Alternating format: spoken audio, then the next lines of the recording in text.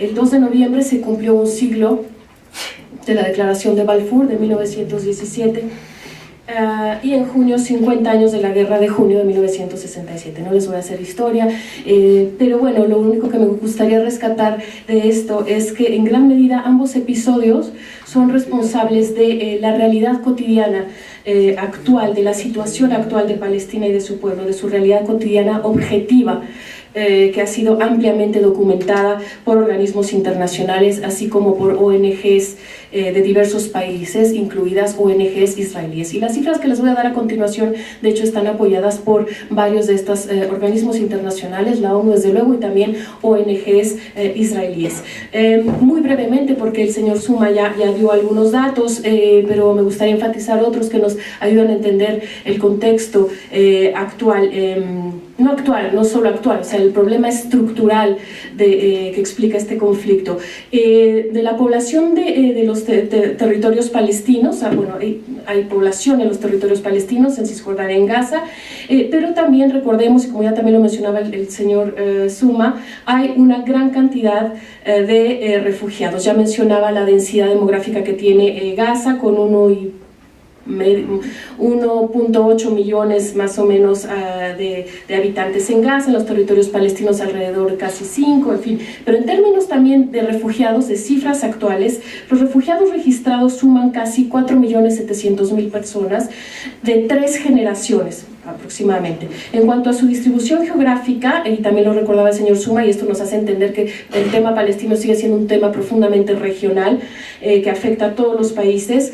Casi el 42% vive en Jordania, el 23% en Gaza, el 16% en Cisjordania, el 9% en Líbano y el 10% en Siria. Y bueno, también hay que decir que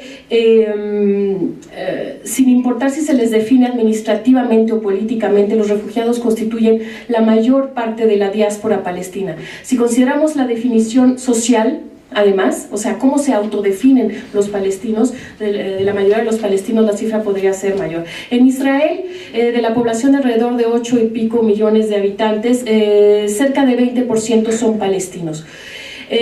Pero bueno, el Estado de Israel no es el Estado de todos sus ciudadanos, es el Estado de los judíos.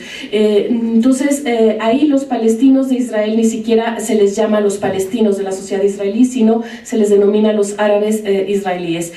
Algo que parecería sugerir que desde tiempos antiguos había sido un grupo minoritario en territorio israelí, además de hacerlos anónimos árabes, ¿no? Un grupo étnico que incluye ciudadanos de 22 países.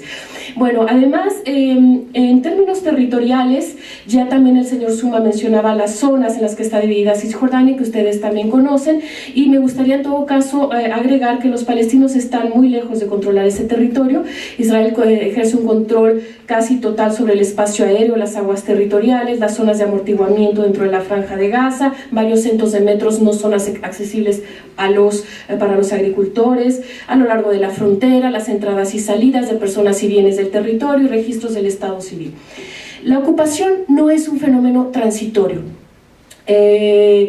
como a veces se presenta. Es que una vez que haya paz, terminará la ocupación. Una vez que los palestinos se comporten, terminará la ocupación. En realidad, Israel nunca, no hay nada que permita, suponer, afirmar de manera contundente que Israel ha considerado terminar la ocupación, ni siquiera en los años de la negociación de los acuerdos de Oslo. Durante la negociación de los acuerdos de Oslo, los asentamientos nunca se congelaron. Nunca ha dejado de construir asentamientos Israel. Un informe de este año de la UNTAD señala que el número de colonos se ha más que duplicado desde 1995. También Naciones Unidas observa una aceleración de la construcción de asentamientos en 2017 y también el año pasado una construcción de viviendas un 40% mayor que en 2015. Nuevas construcciones que se acompañan de demoliciones en muchos casos de casas palestinas. La línea verde, la famosa línea verde, se ha borrado para fines prácticos. La única separación que existe en Israel es étnica, no geográfica. En realidad Israel es un estado que se extiende más o menos desde el mar hasta el río Jordán, sin fronteras y con 2 regímenes diferentes para 2 pueblos. Así ha sido en los últimos 50 años. La situación de Jerusalén, me gustaría llamar la atención sobre esta ciudad también, porque muestra, bueno, como sabrán, el plan de partición de Naciones Unidas del 47 dio a la ciudad de Jerusalén un régimen internacional particular, y es laboristas o del Likud. Desde entonces ha sido conservar ha consistido en preservar la preponderancia de la población judía en la ciudad, impedir su división y en consecuencia el nacimiento de un Estado palestino con Jerusalén Oriental como capital. Jerusalén se está perdiendo también cada día como espacio de expresión y esperanza únicos por su carácter de ciudad internacional, excepcional estatus que el mundo le reconoce a esta ciudad hasta la fecha. Está también el tema del muro, del llamado muro de seguridad, la llamada barrera de separación o seguridad erigida por Israel a partir de 2005, que discurre a lo largo de aproximadamente 700 kilómetros, en gran parte por la línea verde, que servía de frontera hasta hace 50 años, una sucesión de vallas, rejas y tapias con grandes tramos de altos muros de hormigón jalonados por torres de vigilancia rodea el territorio palestino. Su serpenteante recorrido penetra en más de un 10%, del suelo cisjordano en beneficio territorial de Israel, y por eso el Tribunal Internacional de Justicia de La Haya lo declaró ilegal en 2004. Además, el ejército israelí controla muchísimas carreteras de Cisjordania en los que está vetada o limitada la circulación de vehículos palestinos. Hay varios puestos, decenas de puestos de control de paso en el interior de Cisjordania. En fin, existen varios puntos de cruce en la línea verde, muchos de los cuales se ven colapsados de forma inhumana, indecente, en los momentos de mayor aglomeración de transeúntes y vehículos. En términos económicos, el PIB per cápita en Israel es de alrededor de $31.600, fue para el periodo, digamos, de 2009 a 2014, según Naciones Unidas, contra $2.431 para Palestina. Un diferencial en gran parte debido a la colonización que priva a los territorios de alrededor de $4.000 millones al año, según el Banco Mundial. Las tasas de desempleo, por ejemplo, la tasa de desempleo en Israel es del más o menos 5%, del 18% en Cisjordania, debido a la colonización y los impedimentos a la libertad de circulación de personas y bienes, en buena medida. En Gaza, bueno, el desempleo se calcula en más del 40% por el bloqueo impuesto por países vecinos y por Israel. En fin, en 50 años de ocupación israelí, los territorios palestinos se han vuelto cada vez más pobres, un agravante relacionado en parte con la fuerte disminución también de la ayuda de los donantes, donantes internacionales a los palestinos en los últimos años. La ayuda de los donantes internacionales a los palestinos se redujo en un 38% entre 2014 y 2016, según un reporte publicado por Naciones Unidas en septiembre de este año. La ocupación israelí, pues, también tiene efectos, bueno, todos estos elementos y cifras son interdependientes. Estas de distintas dimensiones, la económica, la territorial, la demográfica, se refuerzan mutuamente en un círculo vicioso. Relacionado con el tema económico está el tema del agua, fundamental. Los territorios palestinos tienen alrededor solo del 18% de los recursos del acuífero de agua y no tienen acceso a aguas superficiales, lo que les proporciona como el 10% del agua disponible en comparación con el 90% de los israelíes. En fin, en términos de enfrentamientos militares, la asimetría de poder, sabemos, es enorme, es muy clara, objetivamente, vamos. Y las fuerzas israelíes en las distintas, como les llaman, operaciones militares, guerras en Gaza, han llevado ataques que han matado a cientos de civiles utilizando armas de precisión como misiles disparados con drones en áreas residenciales muy densamente pobladas, en fin. Y aunque las autoridades israelíes afirman que advierten siempre a los civiles en Gaza, ha surgido un patrón consistente en que sus acciones no constituyen una advertencia efectiva en virtud del derecho internacional humanitario. Y bueno, esos ataques también han causado el desplazamiento masivo de civiles palestinos. También está el tema, otra dimensión muy importante de esta ocupación, que son los asesinatos, bueno, además de los asesinatos ilegales, los crímenes de guerra, los asentamientos, el desplazamiento forzado de personas, el cerco a Gaza. También los palestinos padecen restricciones injustificadas de movimiento en Cisjordania y detenciones abusivas. Las órdenes de emergencia impuestas por el poder ocupante británico se aplicaron antes de 1948 para reprimir a ciertos grupos sionistas cuyos líderes pues les sonarán familiares: Menachem Begin, Yitzhak Shamir, futuros primeros ministros de Israel. Sin embargo, desde la creación del Estado de Israel, este reglamento de emergencia, de defensa, se usó contra la minoría palestina y después de 1967 en los territorios palestinos ocupados. Estas órdenes permiten que las fuerzas de seguridad encarcelen a una persona sin causa o juicio público y sin que se proporcione ninguna información a su abogado por un periodo de 6 meses, renovable indefinidamente por un juez militar.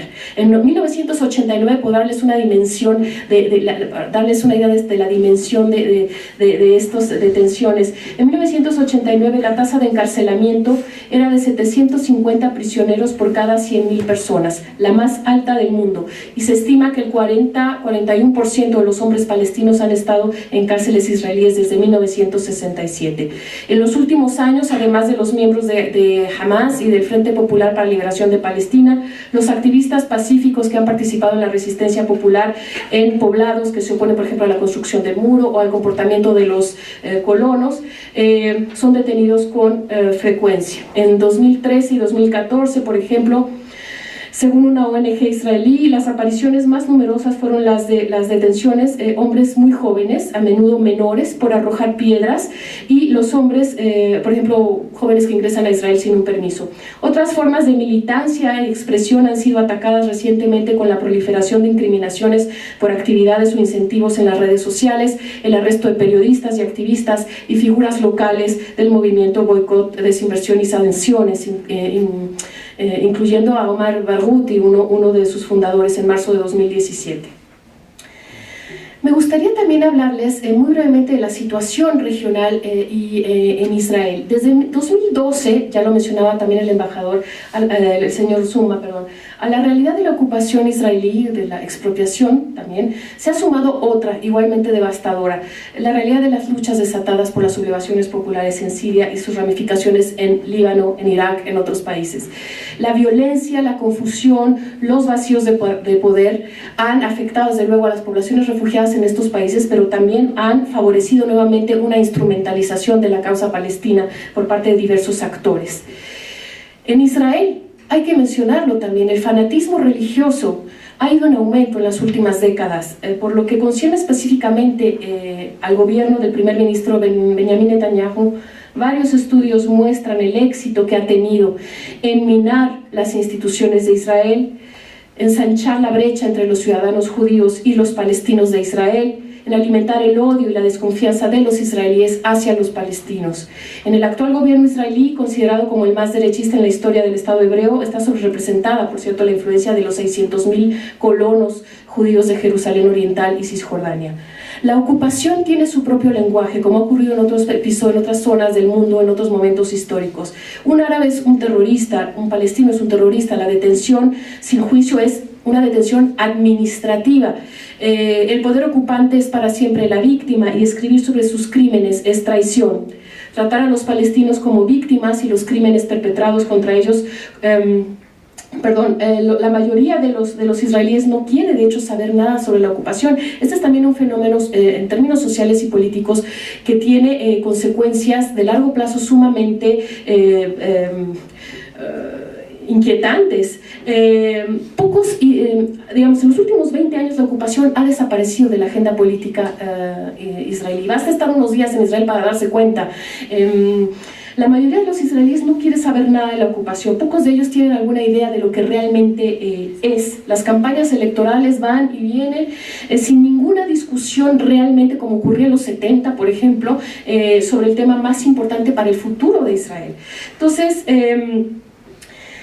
sí, nada de esto es aislado ni anecdótico, me parece. Discutir este problema en términos de las violaciones israelíes del derecho internacional y los acuerdos firmados ha sido desde luego y debe seguir siendo una herramienta importante para los palestinos y quienes los apoyan. Las normas internacionales, como las normas de autodeterminación o los derechos humanos o las normas del desarrollo, pierden significado, no tienen sentido, no tienen sustancia, a menos que se puedan traducir en hechos concretos, pero no solo en mecanismos formales como tratados internacionales o como principios, sino también y sobre todo en la voluntad y la capacidad de todos de verificar de manera coordinada que esas normas que ya existen, primero se cumplan y luego que realmente hagan una diferencia en la vida de las personas de manera rutinaria.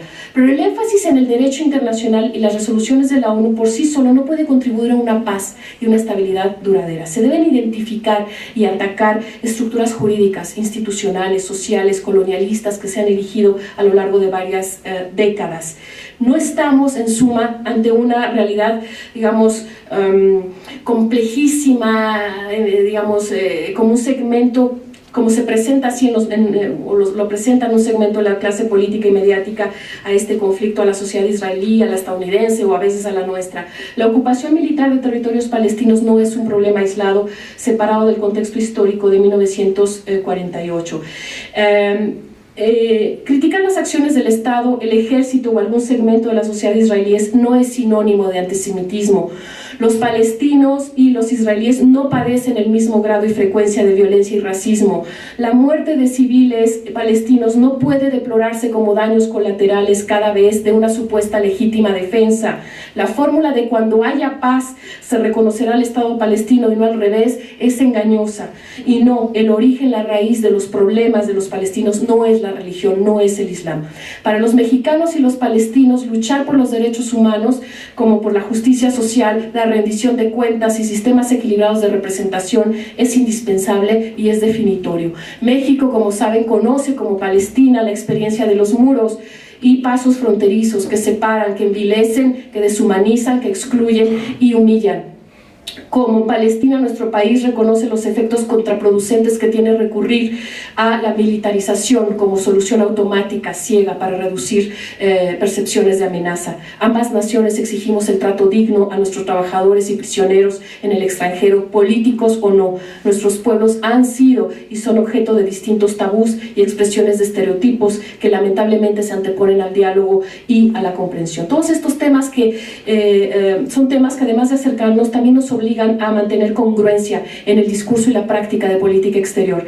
En las relaciones de México con Palestina, las dimensiones ética y política deben ir de la mano. En el pasado, su tensión ha podido resolverse con una defensa firme, con objetivos claros y con determinación de los derechos políticos, sociales y territoriales de los palestinos en los foros multilaterales, regionales y bilaterales. Deberá en el futuro también acompañarse de un conocimiento o reconocimiento sobre las ventajas que para todos representa a largo plazo llamar a las cosas por su nombre, incluso ante nuestros amigos.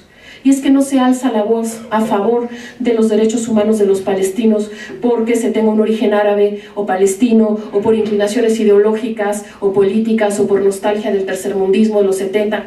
No, o sea, la solidaridad, que no la condescendencia con los palestinos, es un ideal noble, es una causa justa y es una labor. Muchas gracias.